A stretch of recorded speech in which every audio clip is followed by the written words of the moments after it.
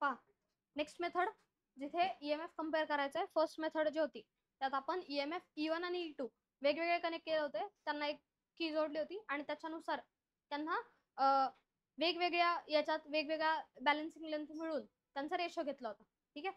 आता काय करायचंय, हे दोन्ही जे ईएमएफ आहेत हे दोन्ही ईएमएफ एकत्र कनेक्ट करायचे. कसे कनेक्ट करायचे? एकत्र कनेक्ट करायचे. पहिले कसे जोडणार ते? सोबत सोबत म्हणजे कसे? Positive negative positive negative. ठीक आहे. याच्या निगेटिव्हला याचा पॉझिटिव्ह टर्मिनल कनेक्ट करायचा. ठीक आहे. इथे काय होतंय की करंटची डिरेक्शन दोघांची पण काय सारखीच, दोघांची करंटची डिरेक्शन सेमच राहते. मग या मेथडला आपण काय म्हणतो, किंवा ह्या जो हे जे कनेक्शन आहे या कनेक्शनला आपण काय म्हणतो, असिस्ट इच अदरची कंडिशन.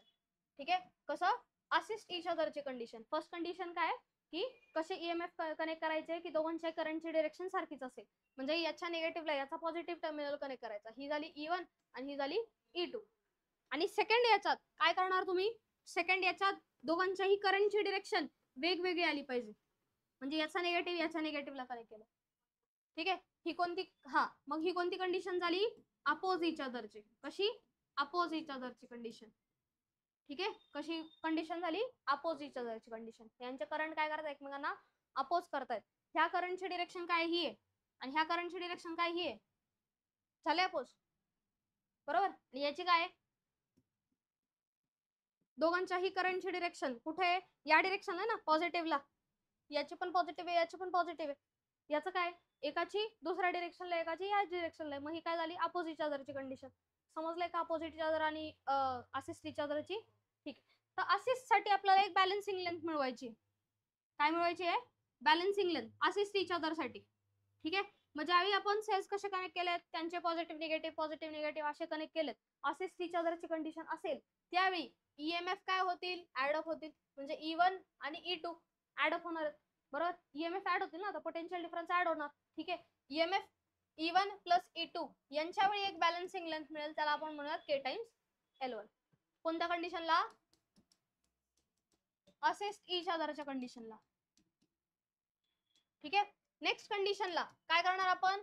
अपोज इच अदरची कंडिशन असेल ही फर्स्ट. आणि त्या अपोज इच अदरच्या वेळी काय होईल? E1 minus E2 is equal to काय येईल? K times L2.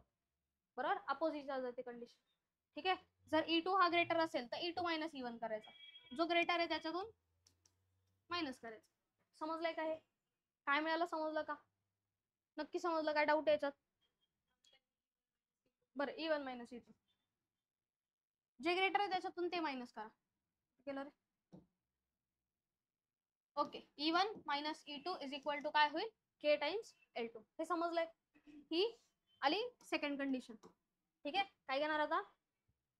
दोघांचा रेशो. रेशो घेतल्यानंतर काय होईल? E1 plus E2 upon E1 minus E2 is equal to काय होईल? K times L1 upon K times L2. K आणि K जाईल. बरोबर. मग याला तुम्ही 8वी 9वीत असताना एक कन्सेप्ट शिकला होता, कंपोनेंट डिव्हिडंड मेथड होती.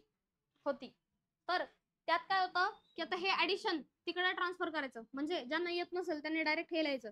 E1 upon E2 is equal to ही ऍडची साइन तिकडे द्यायची आणि होणार L1 plus L2 upon L1 minus L2.